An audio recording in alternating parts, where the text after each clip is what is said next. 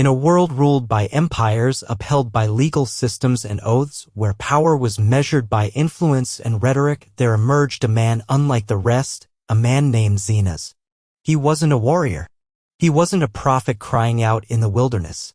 He was something far rarer in the early movement of Jesus' followers, a lawyer.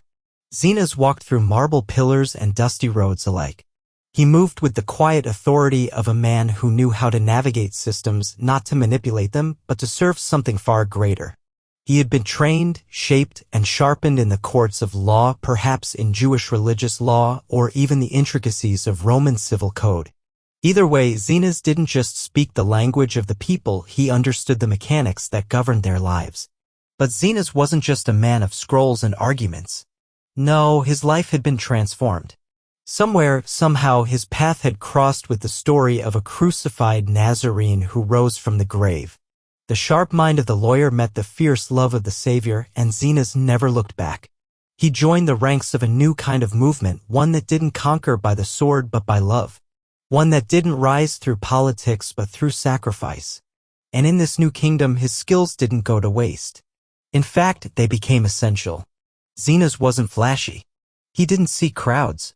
He wasn't known for fiery sermons or miracles.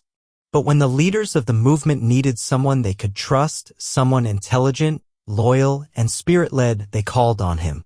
He journeyed across cities, often with companions like Apollos, another brilliant mind known for eloquence and boldness. Together, they weren't just missionaries, they were envoys. Men who brought clarity where there was confusion, order where there was chaos, and structure to the growing network of believers scattered across a hostile empire.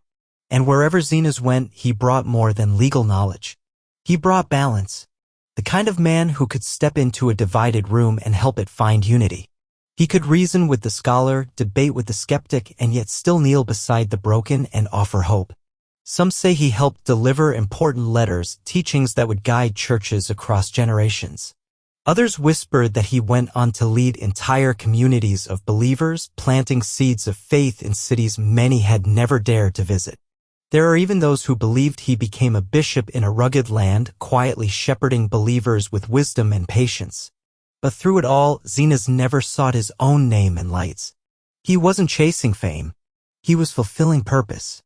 He was a reminder that God doesn't only use the loud and the dramatic. Sometimes he uses the precise, the educated, the ones who understand the fine lines and the gray spaces. The ones who know how to defend, how to meditate, how to hold truth and love in the same breath. Zenas was one of those. A quiet force in a loud world. A thinker with a burning heart. A lawyer turned servant. A name barely whispered in the records of time, yet known in heaven for his faithfulness. His legacy lives not in how often he's mentioned, but in the impact of the journey he took, the truths he carried, and the hearts he helped steady. He reminds us that in God's kingdom, every gift matters. Every profession has a place. And every quiet life, lived with conviction, can change history.